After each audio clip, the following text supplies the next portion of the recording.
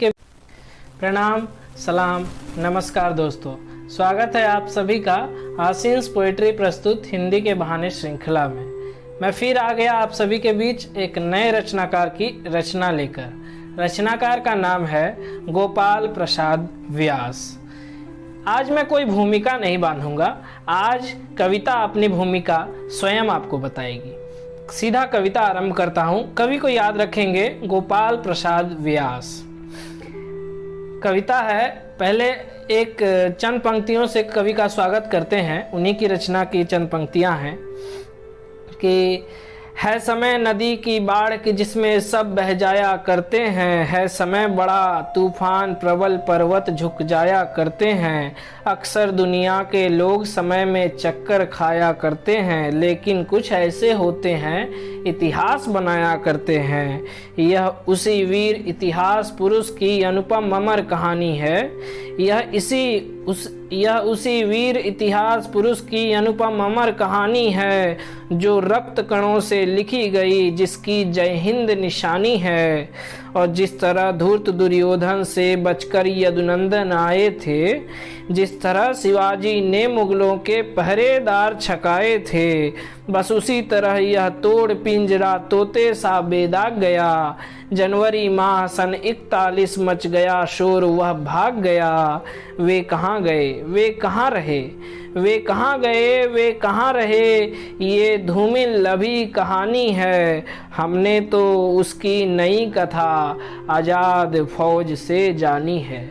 आप समझ ही गए होंगे मैं किन के ऊपर इशारा कर रहा हूँ। हाँ, तो कविता है हमारे आज़ाद फौज के सेनानी सुभाष चंद्र बोस के ऊपर।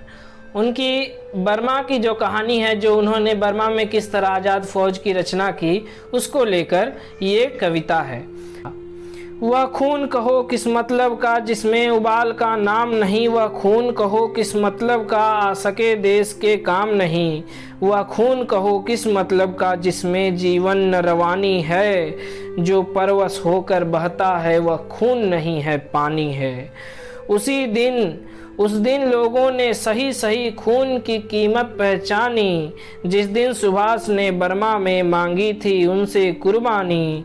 बोले स्वतंत्रता की खातिर बलिदान तुम्हें करना होगा, तुम बहुत जी चुके हो जग में लेकिन आगे मरना होगा।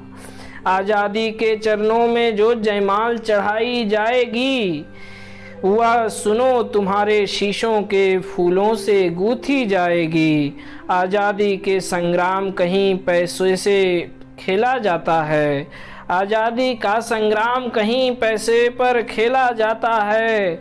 यह शीश कटाने का सौदा नंगे सर झेला जाता है। यूं कहते कहते वक्ता की आंखों में खून उतर आया, यूं कहते कहते वक्ता की आंखों में खून उतर आया। मुख रक्त वर्ण हो दमक उठा, दम की उनकी रक्तिम काया। आजान बाहों ऊंची करके वे बोले रक्त मुझे देना, इसके बदले भारत की आज़ादी तुम मुझसे लेना। हो गई सभा में उथल पुथल, सीने में दिल न समाते थे, स्वर इनकलाब के नारों के कोसों तक छाए जाते थे। हम देंगे देंगे खून शब्द बस यही सुनाई देते थे, हम देंगे देंगे खून शब्द बस यही सुनाई देते थे। रण में जाने को युवक खड़े तैयार दिखाई देते थे। बोले सुभाष इस तरह नहीं, बोले सुभाष इस तरह नहीं, बातों से मतलब सरता है। लो यह कागज है, कौन यहाँ आकर हस्ताक्षर करता है। इसको भरने वाले जन को सर्वस्व समर्पण करना है, इसको भरने वाले जन को सर्वस्व समर्पण करना है। अपना तन मन धन जीवन माता को अर्पण करना है। पर यह साधारण पत्र नहीं, पर यह साधारण पत्र नहीं, आज़ादी का परवाना है। इस पर तुमको अपने तन का कुछ उज्जवल रक्त गिराना है। वह आगे आए जिसको तन में खून भारतीय बहता हो, वह आगे आए, जिसके तन में खून भारतीय बहता हो। वह आगे आए जो अपने को हिंदुस्तानी कहता हो। वह आगे आए जो इस पर खूनी हस्ताक्षर करता हो। मैं कफन बढ़ाता हूँ आए जो इसको हंस कर लेता हो। सारी जनता हुंकार उठी, सारी जनता हुंकार उठी, हम आते हैं, हम आते हैं, माता के चरणों में यह लो, हम अपना रक्त चढ़ाते हैं। साहस से बढ़े युवा उस दिन देखा बढ़ते ही आते थे। चाकू छुरी कटारियों से वे अपना रक्त गिराते थे।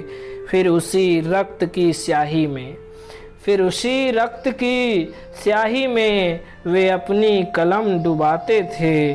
आज़ादी के परवाने पर हस्ताक्षर करते जाते थे।